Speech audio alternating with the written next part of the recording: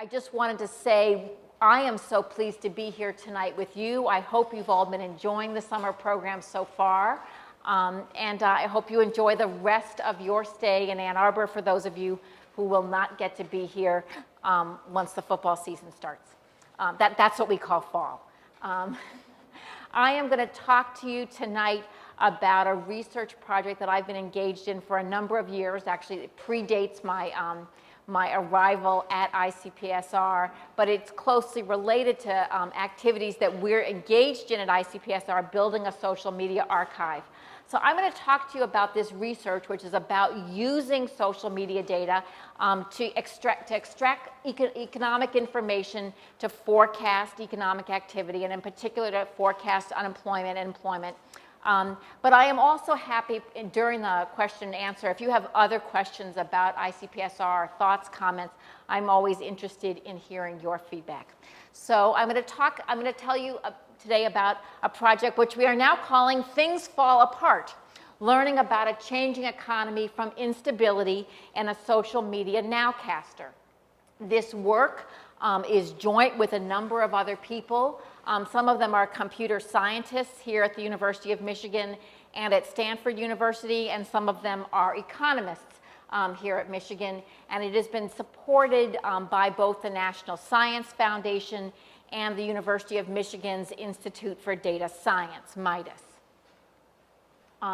If you want to read more about this research, there's a working paper from a number of years ago that you can get through the National Bureau of Economic Research. And then what I'm going to talk about today, which we're calling Work in Progress. There's a draft of this paper I can share with you if you're really interested. But it is ongoing work. I am going to give you now an outline of what I'm going to talk about today. So first of all, what I'm going to tell you is that we are going to use tweets to predict unemployment, right? To predict new job claims. How many of you tweet? Not very many. How many of you ever read Twitter?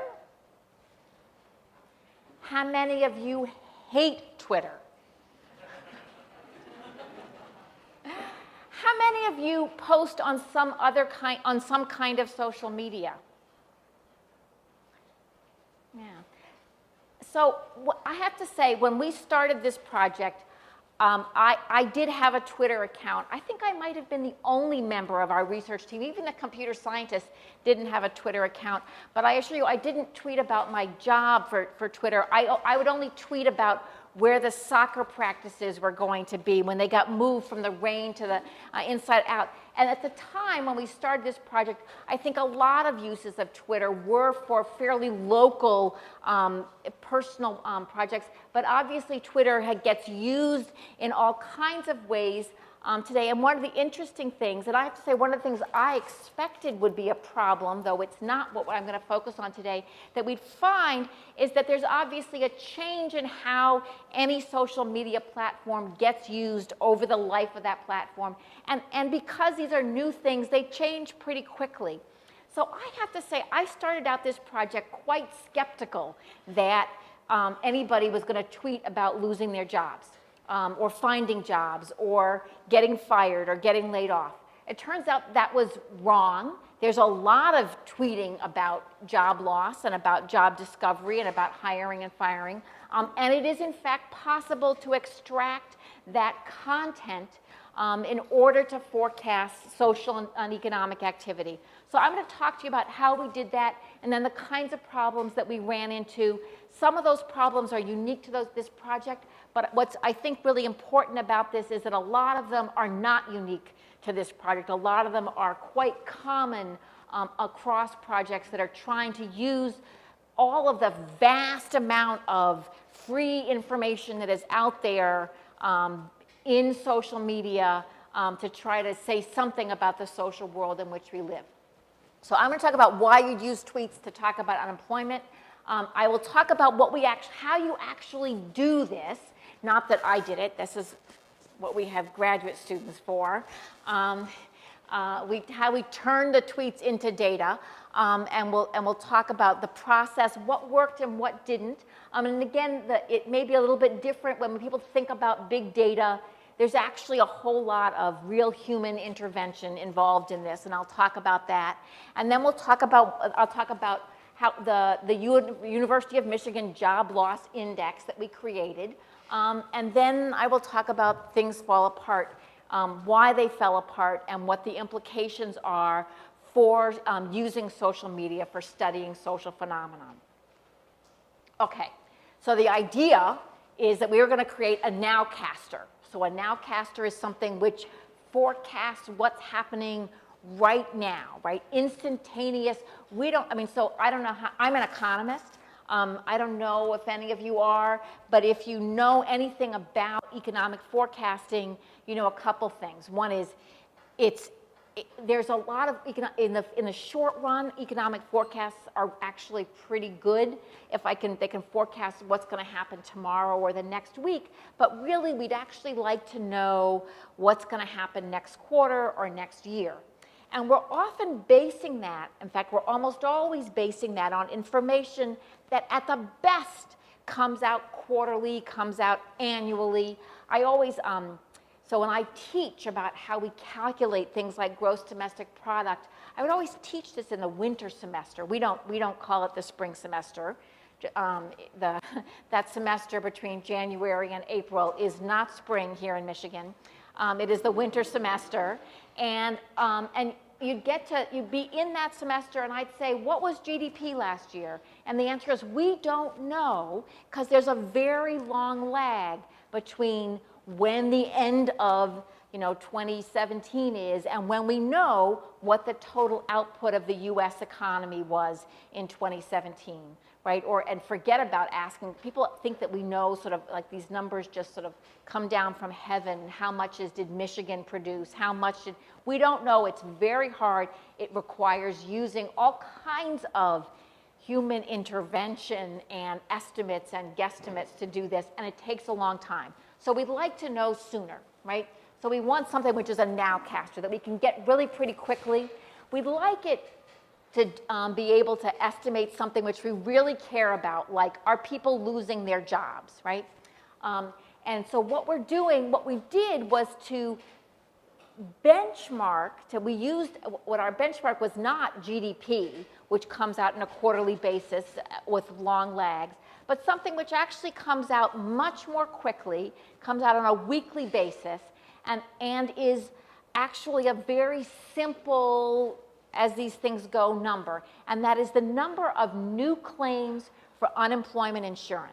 Now, new claims for unemployment insurance, unlike most measures of unemployment, this doesn't come from a survey, it's not from a sample, it is from the weekly filings of every unemployment insurance agency at the state level. They send it to the Bureau of Labor Statistics, and they create this measure that comes out weekly. So it's an administrative measure. It's not a survey measure, and it is our most frequent measure of labor market activity. Okay, so that's what we're going to use as sort of the ground truth to estimate our model, even though we know it's not perfectly true. Weekly data is incredibly frequent for economic data, but it is very, very sparse compared to tweeting, which obviously we can count tweets by the hour, by the day. What we're going to do for this project is aggregate them up to the number of tweets per week in order to make them comparable to the UI data. Okay. So again, as I said, the job loss indicator is the weekly unemployment insurance claims, and this is an administrative measure that we get nationally, but you can find this at the state level based on how many people, I was going to say walked into the unemployment insurance office, but they don't do that anymore. You have to do it online. And if you're unemployed and don't have access to a computer, go stand in line at the public library. And if you don't have a public library, good luck to you, Okay, that's a different question, different subject. But anyway, that's what this measure is. So why would we use tweets? We know what unemployment insurance claims are. It's actually, compared to a lot of economic measures, a pretty good measure because it is it is not a sample, it's not a survey, it is an administrative measure. It is everybody who actually claimed, that they were unemployed and filed for unemployment insurance compensation last week. So, but we're using it because it's very frequent. So why do we use tweets to look at this? There are some advantages to tweets, as we've talked about. There's a lot of information. A lot more people are tweeting about losing their jobs, even people who are not covered by unemployment insurance. So if you think about who tweets, people often are concerned with social media that the representativeness of it is not there. We certainly don't often have a good idea of who's tweeting and whether they're a bot or a Russian or something, but we do know that they are much younger and that younger people are actually much less likely to be covered by unemployment insurance. So if we wanted to figure out who was losing their job and not just who was claiming unemployment insurance, tweeting might actually give us a window into a part of the economy that we don't have a lot of formal economic measures about. It is obviously, as I said, it is rapid. People are tweeting every minute of every day. It is certainly less expensive to collect tweets than it is to conduct a survey. Conducting surveys has gotten cheaper once if you think of a survey as being, a Google form or even Qualtrics, it seems pretty inexpensive. If you're trying to conduct the current population survey, it's actually a very expensive thing to do to get that kind of nationally representative sample and get people to answer those questions. So it's relatively cheap. We like it to, as I said, capture turning points in the economy. One of the challenges in forecasting economic activity is that we'd like to know when the economy is going to stop growing. Everybody says, oh, it's growing, but we think there might be a recession. There will be a recession at some point. Anybody who tells you there will never be another recession is lying. So I can tell you with 100% certainty there will be another recession. What I can't tell you is if it'll be next month or next year or maybe 2 years. Do I think it'll be 3 years? Probably not, but I could be wrong, right? But that's what we'd like to know, right? And we'd like to know when the economy is going to turn. The other thing that's actually pretty cool about using Twitter and other kinds of social media data when you archive them is that you can go back and look at things that were happening that you didn't know to ask about in the survey at the time, right? So you're sort of archiving life as it goes on. And it permits these kind of retrospectives. And I'll show you those that we have here. All right. So there are also some other advantages to tweets, including that in principle you can get other kinds of covariates like the geography of the person, the demographics of the person. We don't get those in much detail for labor market data. We get them in some detail, but sometimes you get these, but the sample sizes get very, very small.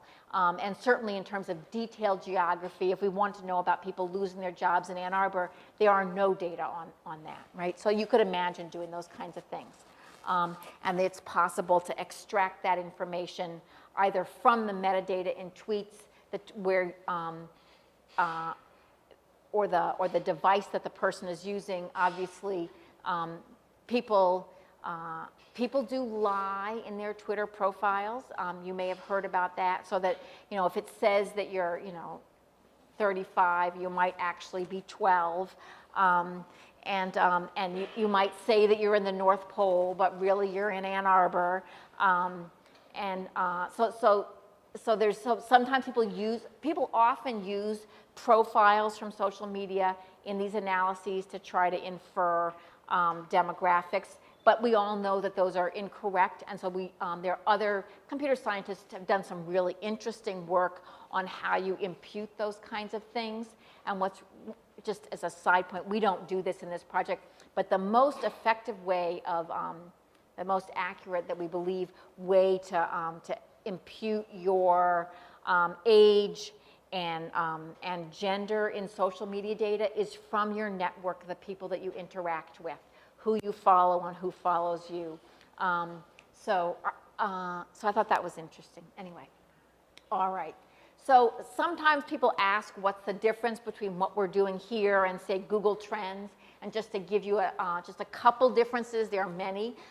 One is that we're transparent about what we do, and Google is not. And in fact, one of the challenges to using Google Trends, which again is something which is relatively easily available to the research community to kind of play with, but they change the algorithm by which they generate data, and they don't tell you what that algorithm is. So you don't quite know what you're getting when you use Google Trends. The other thing is that we're tweeting, what we're measuring is what people are saying, either truthfully or not, about themselves or other people or the world, not what they're searching. So the underlying data are different. All right. So what kinds of things are we actually going to be picking up? Just, I mean, again, especially if you never tweet and you wouldn't ever imagine doing this. This is a tweet. And I used to have the picture of the person, and then I realized that was kind of PII. So the person who tweeted this, I mean, at least the picture that she associates with her ID is there, but I'm not sharing it with you. But she wrote, 2011 was interesting. I ended an engagement, got laid off, started a small biz, and it looks like I'll be moving this year too. Phew. Well, there's a lot of information in there about things that we spend a lot of time trying to find out about people. We ask people about getting married and about migration, and we try to find out when they're starting businesses and losing jobs. So literally what we are going to be doing are picking up tweets like this because she says she got laid off. So it sounds like magic when you hear people talk about, oh, we use natural language processing to do this thing. What does that mean? We look for words that we may or may not be right to capture what the social phenomenon that we're looking for. Okay, that's what we're going to do. So what do we actually do here? We're going to hand select. That is to say, we are going to extract what are called n-grams related to job loss. So an n-gram is a 4-gram is essentially a sequence of 4 words. They don't necessarily words. They can also be things that are in a tweet, but that's basically what the sequence of 4. And we're gonna take all of the tweets that we have and put them into 4 grams, 3 grams, 2 grams, 1 grams, and we're not gonna look. We're gonna ignore anything longer than that. So anything that's further away from the 1 word by 3 words, plus or minus some wild cards that we throw in there, we miss. So there's a lot we get, but there's also a lot that we really do miss because computationally, actually, what we're doing is very simple, and this is very, very common. This is exactly what people do when they do this kind of thing. Okay, I mean, actually, my computer science co-author, who is on this project and who really designed this idea, just sold his company to Apple for like $1 gazillion. This is the state of the art in terms of what people do, and it's amazing, but it's also not magic, right? So I think it's useful for people who have not seen this stuff before to get an idea of this.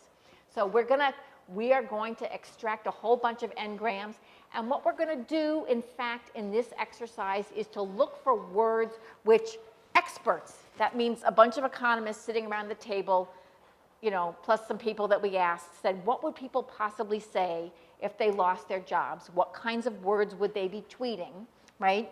And we're going to look for those. And we're going to create a time series from all of those tweets, and we're going to look at the principal components of those time series, and we're going to roll them in. We're going to use them to create a model that predicts unemployment. Okay? All right. So we obtain a daily sample of tweets. We get, I believe, 10% of all the tweets. We're going to count all of the tweets in English that seem to come from humans. I'll tell you more about that later. And so here are some. I need a job. I love you. That seems to get tweeted more. Justin Bieber. We had this machine you could put in any phrase, And when we first started this, Glee was really popular, and I had a daughter who was into Glee, and you could see people tweeting about Glee, the TV show, you remember, about the Glee Club in the high school, tweeting about it on a weekly basis. So anyway, so these things would, so these things, again, people tweet about some things a lot more than they tweet about others. But we count all of them, right? We count all the tweets, we count all the K-grams, and then we group them by week, and we create a time series of just these signals. Here it says how many people tweeted, "I need a job," every week over the period. It's a time series. That's all it is. Okay, and then we choose. So we have a time series of all of the different possible 4 grams that are out there, and then we choose the ones that we believe are related to unemployment. I need a job. I got fired. Blah blah blah. Okay, and then we use those signals to build this model. So each signal is derived from, we're just counting up the number of times people tweeted these words, and we're looking at any consecutive sequence of K. In this case, it's going to be 4 or fewer words. One tweet is going to yield more than one, if it's, more than 1 K-gram, depending on how long it is. So if you use 4, right, I lost my job, you're actually going to get, right, or here, I teach at the university, here's nice, here's like a K-gram that's 1 is the, I teach at the University of Michigan. Each one of those is a 1 gram. And then I teach at the, so you can see we're parsing this by the number of words. And again, it's not just words, but basically, I mean, for those of us who are, past, we're not millennials. These are just words. All right. So our tweet corpus had about 3 billion unique 4 grams in English that appeared at least 3 times. So we drop everything that doesn't show up at least 3 times, right? We just drop them, okay? But this is what we started with, all right? And then you could say, all right, so you have all of these time series, and some of them might have to have the word job in them or lost my job, some of them might not. And if you think that this is all done automatically, you take all of those different series and you see which of them are correlated with weekly unemployment insurance claims. Now, there are 3 billion unique 4 grams. That means we can create 3 billion time series, and we can try to correlate them with weekly unemployment insurance claims. Now, if randomly things are correlated, say, once every 1,000 times, and you do this 3 billion times, you are going to get lots and lots of series that are correlated with unemployment insurance or unemployment insurance claims, even though they have absolutely nothing to do with new claims, right? It is random, right?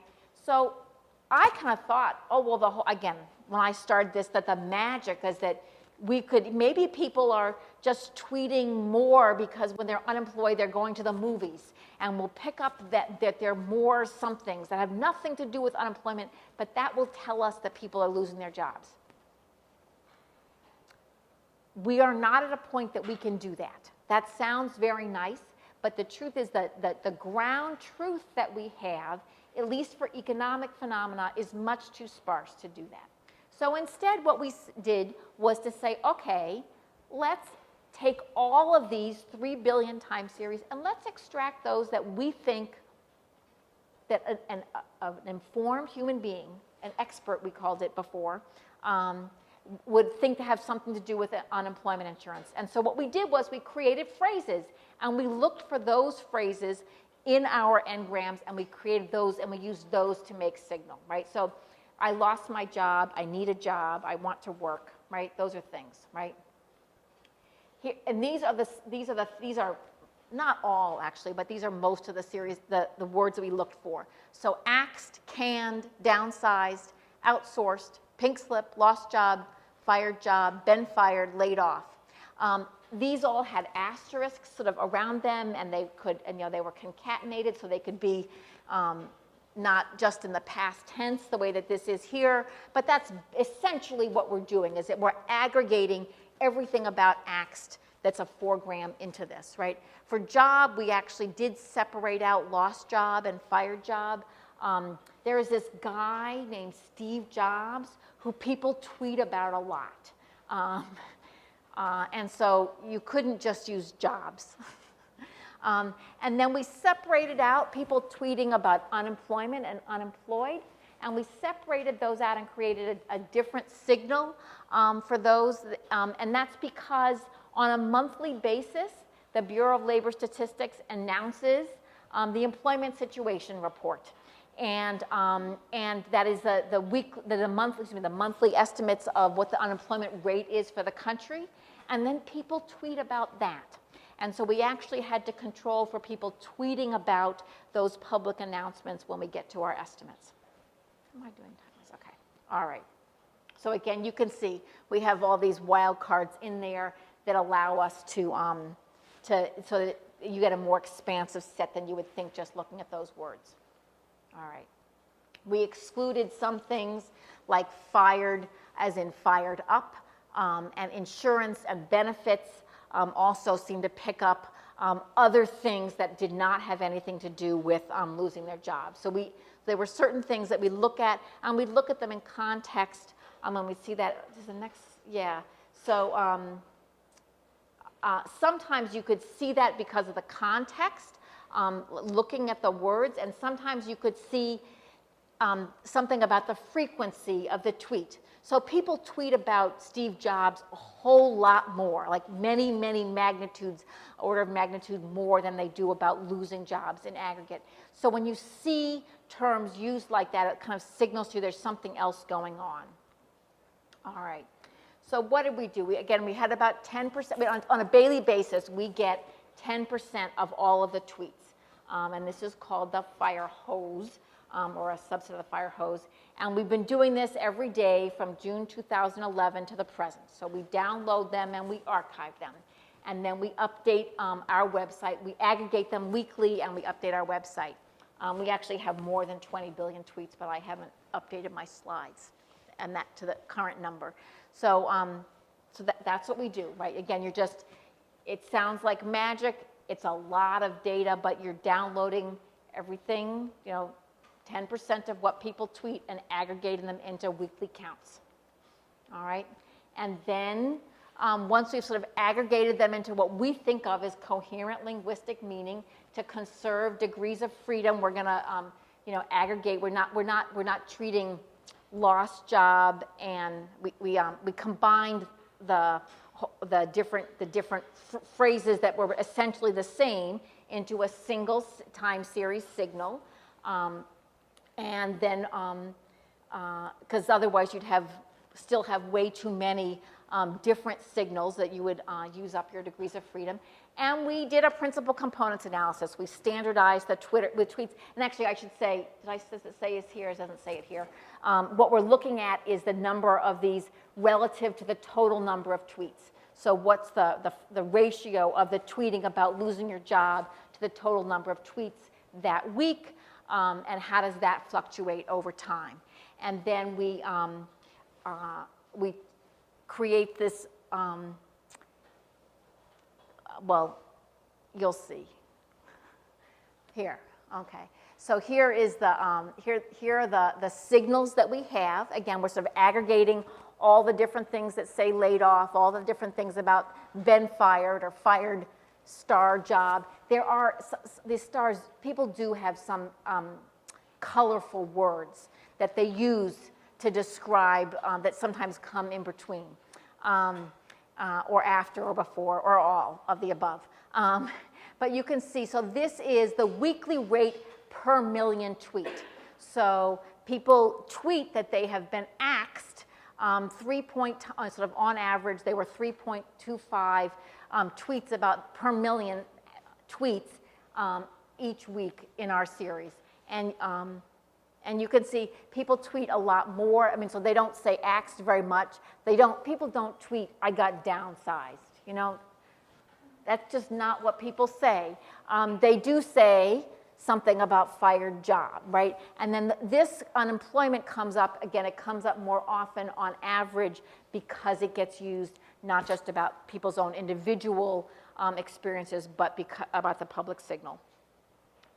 So this is the data, and then we do a principal components analysis, and this is just the first factor. So, I mean, literally, we're not doing anything else but seeing how all of these different words, which we kind of think are about losing their job, do they move together or not, right? And you can see they basically move together except for pink slip, which it turns out, even though we put it in there, and we kind of thought, all right, we saw plenty of times where pink slip referred to job loss, that in fact, in the time series, it gets swamped by other linguistic uses of the term pink slip. And it actually took us a while to figure out, I mean, you could think of lots of things, but it turns out there was actually an ad campaign with some famous actor who I'd never heard of, because how would I know, right? Who was doing a campaign for some kind of men's underwear. And, you know, it had a different time trend. But you could, so anyway, you can see some of these things, so these things are moving together. There's some things that are going to show up a lot more, right? Laid off is going to be more heavily, canned is going to be more heavily on the next, and some of them are actually are going to be much weaker. So, but this is literally what we do, right? Is just take the first factor of how these time series move together, okay? And we use this to estimate what unemployment claims are going to be next week. So each Sunday, we use all the available tweets from the previous week to estimate that week's job losses. We take the principal components of all the signals from before that, rolling back in time, and we estimate a regression. On the left-hand side are the new claims from previous weeks, and on the right-hand side are the Twitter signal factors and covariates. And there's not really much in terms of covariates. It's basically previous claims plus some other stuff I'll show you in a second. And then we use the current signals, and each week we would estimate new coefficients, so that if people were tweeting differently, we're kind of allowing the model to roll and to change over time to give us a best prediction of new unemployment insurance claims. And that's what's up on the web. So this is sort of, I have to say, this worked really well in the beginning. I was sort of floored, since I would never have imagined tweeting about losing a job, and I don't know, but it worked really well. We were really pleased. We gave the talk a bunch of times. We had, you know, people from the funniest time was we gave this talk, and somebody who was in forecasting for one of the for Citibank came up, and they clearly was like, can we, you know, they make bets on these things, right? And I sort of thought, no, actually, we're not doing this for you. Go away. But if I'd realized what was going to happen next, I might have given it to them. So anyway, so it did really well. You can also see it did really well at some of the things that we were particularly interested in, which is that it could track fluctuations. It could track shocks that we couldn't have asked people about in advance because we didn't know them, but you can see them in the tweets. And in fact, it had incremental, this is what the guy from Citibank cared about, predictive power, so that above and beyond what we know, you know, based on last week's unemployment insurance, based on all of the information, you know, up to 5 minutes before the new unemployment claims are announced, we could add predictive power to that, simply based on the tweets that have been tweeted in the previous week. So this is completely unadjusted. This is the black line. Is this, there must be a pointer on this someplace. Yes, here's the black line are the initial claims for unemployment insurance, and the blue line are simply the first factor of the principal components analysis from our tweets. It's not adjusted at all, okay? And you can see they're not the same. We wouldn't expect them to be the same. They're not measuring the same thing, but they certainly move together, right? And you actually see some really interesting things, like when Hurricane Sandy occurs in 2012, unemployment claims go up, right? People lose their jobs. And in fact, you can see that in the black line. You can see that in the Twitter index. People were tweeting more about losing their job at the same time that they were claiming for unemployment insurance was going up because of Hurricane Sandy. Here is another kind of interesting, we sort of like this as sort of the thing that didn't happen. So unemployment insurance claims fell quite dramatically at this point because California computer broke down and they couldn't report any unemployment insurance claims that week. And so the initial number that came out was actually suggested that there weren't that many claims. But right, and that had nothing to do with people losing their job. It just had to do with California being unable to report for a week. And in fact, our index does not go down the way that the California index, the official number did.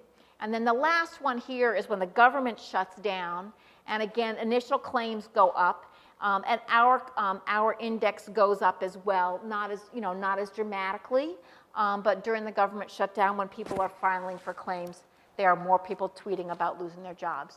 So that would seem like pretty, that seemed pretty remarkable.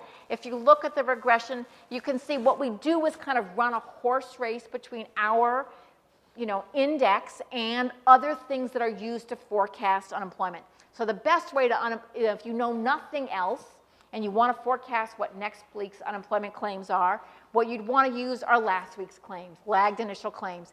And that actually explains, is highly correlated with last week's, the forecast, and explains about 57% of the variation in this week's claims, right? So that's the first thing, right? If you know nothing else, use last week. That's almost always true for macroeconomics variables. There must be some things that bounce back and forth, but basically that's the answer, right? So, so you can use lag claims. You can also use the consensus forecast. So if you look on Bloomberg before the new claims are announced, you can find what the forecast is. They call up a bunch of economists, mostly who work for banks, and ask them, what do you think the number is? And then they give you an average, and that's the new claims. And again, they do a pretty good job, right? The correlation is 0.92, right, or the coefficient is 0.92 with that, and it explains about 64% of the variation. Again, they have this information. They know what the claims were last week, plus they're paying attention to what's going on in the rest of the economy, so they have a pretty good guess, right?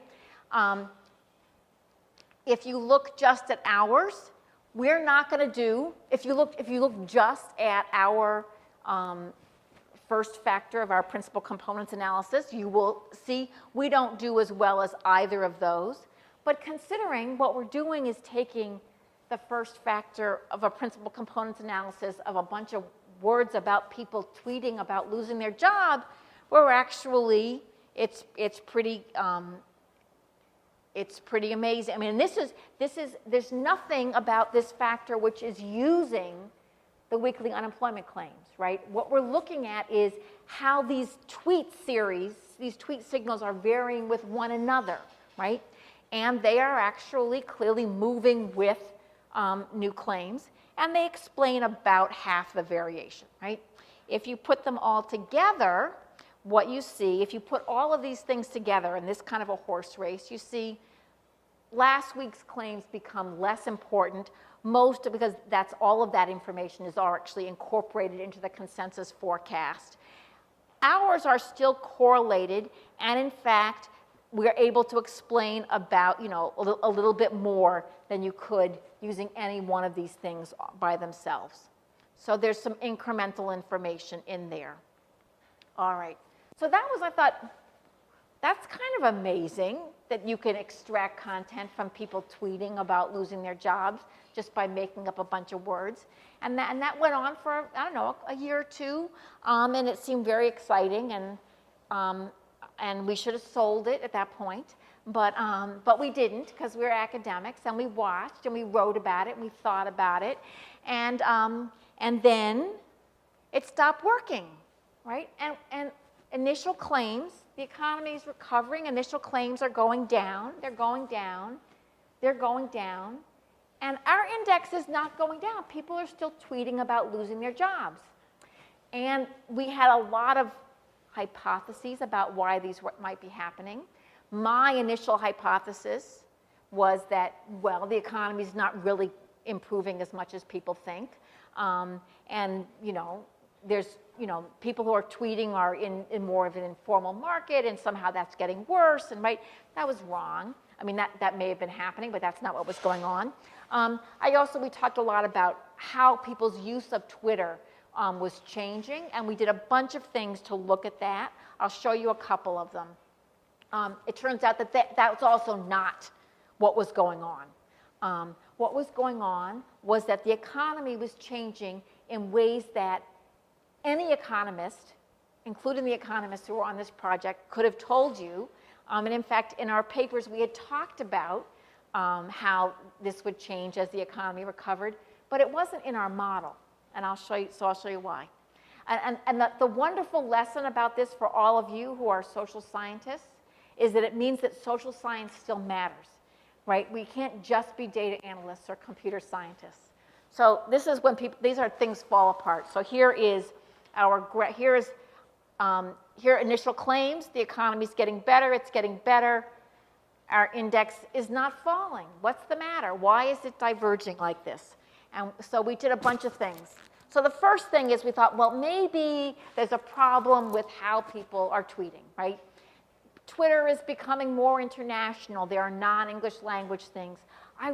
For a month, I was stuck on emoticons. People are tweeting with emoticons, and that's changing things somehow, because I had learned how to use an emoticon, and that was a new thing for me. So my children laugh, which you're allowed to too. I ask them about these things regularly, right? So anyway, so we tried to figure out, we thought, well, maybe that's the problem. We also worried about bots. There's a lot of Twitter that happens not because of individual people tweeting about their lives or their, you know, it's okay if you're tweeting because your uncle lost his job. That's all right for our index. But if it's, you know, if it's a movie star and that's not really even tweeting anyway, it's just a machine that's generating things, it messes it up. So we actually stopped using as our base all tweets and or all English language tweets that met a certain criteria, and adjusted it so that we used only tweets that had something in them that suggested that they were tweeted by a human being. And I'm trying to remember, we called these everyday normalizers. Does it say what the words were? They were things that the computer scientists used. I can't remember what they were. They were normal human being type words that the person, that indicated this was a real human being tweeted. And so we adjusted that, our index for that. And as you can see, adjusting the index for that changes the numbers a little bit, but it doesn't change things dramatically. Those two things are very, very similar. So it didn't explain why our index was diverging from the real unemployment rate. So then we had this other idea. On every one of these ideas, I thought, oh my gosh, this is it. We figured it out. So we had this idea. It was about gray swans. I mentioned to you, you know, we had the pink slips in there, and it turned out that it was all messed up because people were tweeting about this advertising campaign. And we had we kept that in there to be sort of intellectually honest, but we had actually already excluded things that would get rid of Steve Jobs by requiring that Jobs be combined with some other word. But over time, every single one of, you could imagine, of the words that we were using was going to get used in some other way that had nothing to do with losing their jobs. And when people start tweeting about other kinds of things, those tweets, so when the movie Friends with Benefits comes out, right, all of a sudden there are orders of magnitude, you know, more tweets about Friends with Benefits or about using the words benefits, and that messes up that signal. And over time, you could imagine that each of our time series signals would get whacked out because of these gray swans, things that didn't happen very often, but over time would happen often enough to screw up the time series properties of our signals. I thought, that's what's happening. So we use this windowed median filtering to get rid of those big spikes when people start tweeting about something which is which has a completely different meaning. I thought, oh, surely that will fix it. No, it didn't do anything. It was interesting. It was a great idea, but it did not give us a series that our series was still not tracking down the way that unemployment insurance claims were. So then we started to talk about the economics. What a concept. We were so taken with the big data part. We started talking about the economics, and you realize in 2008, and even in 2010 and 2011 and 2012 maybe, people are losing their jobs, and what do? They go file claims for unemployment insurance. In 2018, when people lose their jobs, what do? They go look for a new job, and there are new jobs out there. You know, when we started this, there were no new jobs. There was very, very little new hiring, and so when people lost their jobs, and they tweeted about that, they were also claiming unemployment insurance. Today, when unemployment levels are really low, people lose jobs, they may tweet that they are not happy with their boss and not happy, and they say all those same words because they feel all those same things, and they express them on Twitter, but they don't go claim unemployment insurance because they can get another job fast, right? And that's what they do. So job loss was bad news. People tweeted about it, but it did not, right? But it was no longer leading to UI claims, right? So changes in the structure of the job market changed the predictive value of the tweets. We had, and in fact, what was interesting was we went and looked back, and when we finally this dawned on us, and we went back and looked at what we'd originally done, we had actually collected all of these other signals. Does this come next? Yes. That we had collected all of these other signals that were not about job loss. They were about searching for jobs and finding jobs and taking a new job. And we had created those time series, and we looked at them to look at something called the Beveridge curve and how it was shifting. But they had no predictive power at the time in terms of predicting what unemployment insurance claims were, because new jobs were so few and far between when we started doing this that they didn't reduce people's claiming of unemployment insurance. But when we went back to those series, which we had been collecting, and we put them into our model as the economy recovered, in fact, those series helped to predict what was happening to new unemployment claims, right? So we use the tweets, so what we're doing now is using the tweets to document the changing relationship between UI job loss and between job loss and UI claiming. So we have a new model, right, which has 5 factors. It includes the original one, job loss. It also includes quit, right, which you can't claim for unemployment insurance if you quit your job, job postings, hiring, and searches, and search. And again, each of these includes multiple terms that we have condensed by taking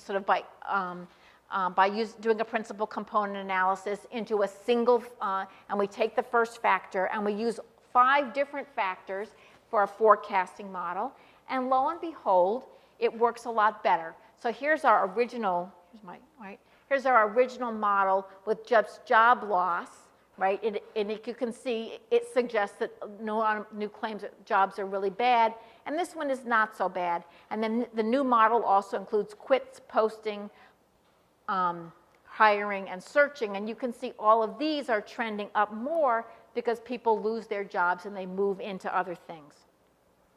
So our new 5-factor model does a much better job of forecasting unemployment, but it also tells you something, which is that simply having the data, especially when you're trying to relate the data, which is which is lots and lots of data in some sense, right? There are gazillion, that's a technical term, tweets every day, but they're over a very short time span. And that time span may not capture demographic changes, business cycle changes, things that are social and economic phenomenon which take place over a longer time. So to make use of this data, we still need actually to be social scientists and to think about the theory, the models that we have about interaction, and use this information, use these data in that context. So there is, in fact, important content in social media data. We use tweets. Tweets are relatively easy to get, so people use them a lot for this kind of thing, but they're just an example of the kind of thing you can do with social media data. There's a lot of information content in there, and it is possible to use new sort of big data machine learning methods to extract this content and to use and to learn about the social world from that. But this data and these techniques are a complement, not a substitute for social theory, right? You still have to understand something about the world in which you're looking at and have some ideas about how it works to make good use of this. So that's kind of my story about this project. The last plug I am going to put in here is that ICPSR, not just the summer program, but the data archive, which is connected to the summer program, is starting a new data archive for social media data. And the idea is to give researchers who are creating extracts, which a lot of different researchers are doing, not just Cambridge Analytica, creating extracts of social media data, and they want a safe place that both protects confidentiality and meets the legal terms of service. Again, not like Cambridge Analytica, under which they got the data. They want a place to put those things. We're creating a social media archive so that those things can be preserved. That will improve access for social scientists, many of whom have no clue how you get an extract of 10% of all tweets every day. It also allows you to aggregate extracts from different social media sort of collections that have been created. It also does something which is really important as the research community increasingly relies on this, and that is that it allows some transparency and reproducibility for research that uses these kinds of data.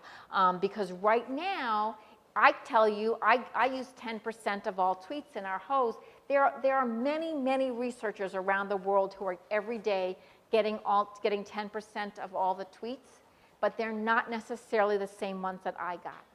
And we actually don't have a lot of information about how these different fire hose work, and sometimes they will, because because of technical problems, they'll stop or they'll fluctuate the number from day to day. Again, we don't know how that affects the representativeness of these things. And in order to understand whether or not the way that we're generating these different extracts affects the analytical results, we have to have different people looking at the same data, right? And comparing the results from different kinds of extracts. And right now, we can do that if you use the American National Election Study or if you use the current population survey. We can all argue about something, and then we can all go and look at the same data and figure out what's generating our different results. You can't do that with social media data. If you go back tomorrow, you may have noticed people delete tweets. And people also, again, I told you lots of things like we used English language tweets, the way you treat emoticons, the way you treat bots, all of those give you different data samples. All of those things are really important to doing good analysis, but if people do them differently and they get different results, and we don't have any way of comparing those different samples, we don't understand what's driving the different conclusions. So we're hoping that the Social Media Archive, SOMAR, will be a step toward increasing transparency and increasing reproducibility of research using these kinds of data. So I'm really, this is actually being led by another faculty member at ICPSR named Libby Hempel, and we're really excited that she is leading this effort because I think it's going to be really good for the field as a whole.